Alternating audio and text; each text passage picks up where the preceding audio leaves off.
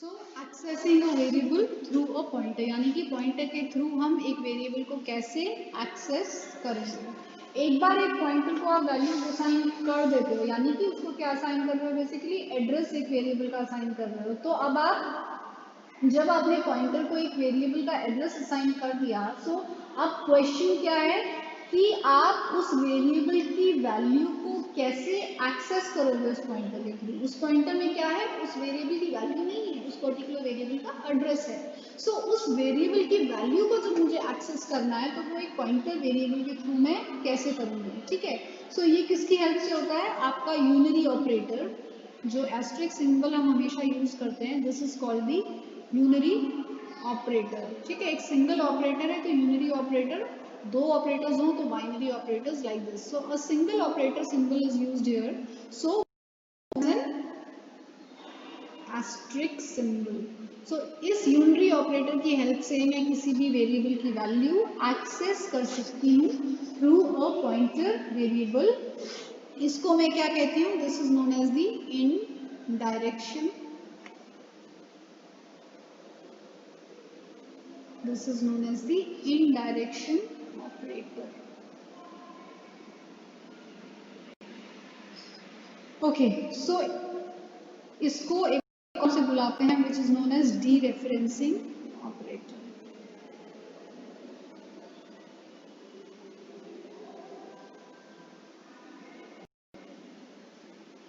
सो ये जो पॉइंटर का जो सिंबल जिससे हम असाइन करते हैं, जिसको हम कीवर्ड कह सकते हैं या यूनरी ऑपरेटर कह सकते हैं, इसको एक्चुअली हम क्या बोलते हैं, this is known as the indirection operator और द डीरेफरेंसिंग ऑपरेटर, ठीक है।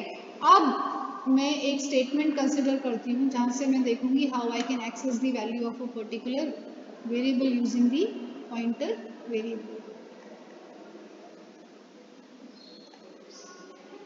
सो मान लो मैंने एक वेरिएबल लिया इंट क्वांटिटी, इंटीजर टाइप का एक वेरिएबल है एज ऑलवेज क्वांटिटी, फिर इंटीजर टाइप का एक पॉइंटर वेरिएबल p है और इंटीजर टाइप का एक वेरिएबल n है। अब मैंने क्वांटिटी को वैल्यू असाइन की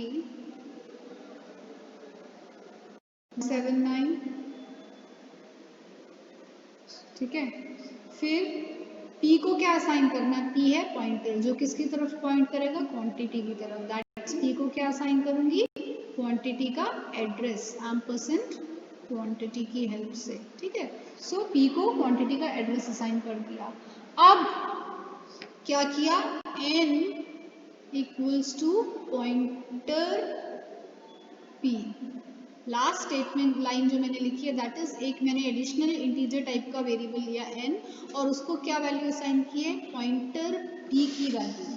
अब जो पहली लाइन है वो तो डिक्लेयर कर रही है कि क्वांटिटी और n इंटीजर वेरिएबल्स हैं और p एक इंटीजर टाइप का पॉइंटर वेरिएबल है, ठीक है। फिर सेकंड लाइन क्या असाइन करती है, सेकंड लाइन एक वैल्यू असाइन करती है 179 क्वांटिटी नाम के वेरिएबल को। देन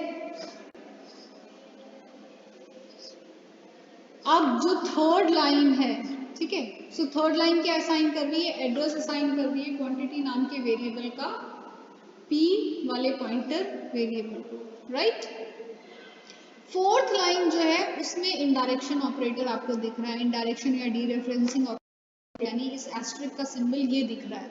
सो इसका क्या मतलब है, जब एस्ट्रिक सिंबल प्लेस करती हूँ मैं एक पॉइंटर वेरिएबल के सामने, when an asterisk symbol is placed preceding a pointer variable एक एक्सप्रेशन में, ठीक है।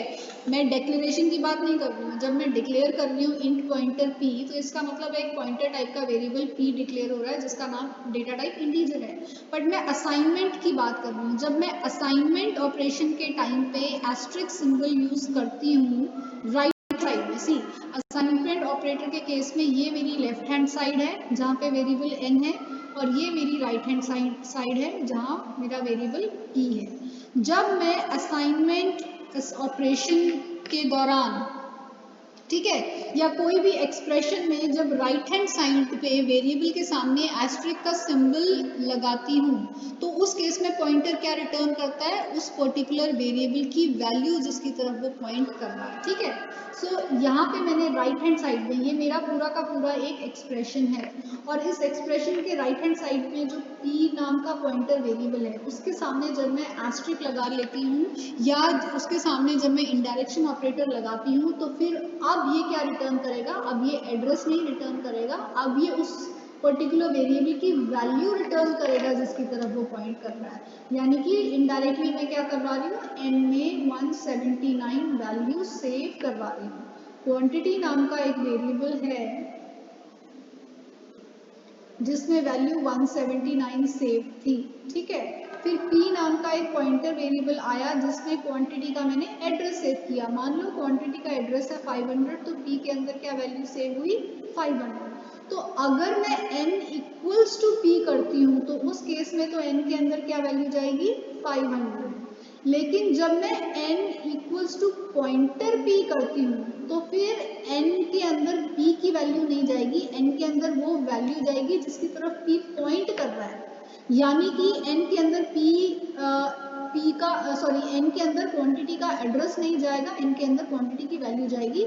जब हम एक एक्सप्रेशन में राइट हैंड साइड पे पॉइंटर वेरिएबल के सामने, राइट हैंड साइड पे पॉइंटर वेरिएबल के सामने आपका इंडायरेक्शन ऑपरेटर लगाते हैं तो उस केस में फिर हम उस पॉइंटर वेरिएबल की वैल्यू नहीं रिट्रीव कर रहे हैं, या इन अदर वर्ड्स उस पॉइंटर वेरिएबल के अंदर जो एड्रेस है उसको रिट्रीव नहीं कर रहे हैं, बल्कि वो पॉइंटर वेरिएबल जिस वैल्यू की तरफ पॉइंट कर रहा है उस वैल्यू को हम रिट्रीव कर रहे हैं। सो दैट मीन्स इस केस में n के अंदर क्या आएगा, n के अंदर आएगा 179। सो इस इनडायरेक्शन ऑपरेटर की हेल्प से हम वैल्यू एक्सेस कर सकते हैं किसी भी वेरिएबल की। So this is how you can access the value stored in a variable through a pointer variable.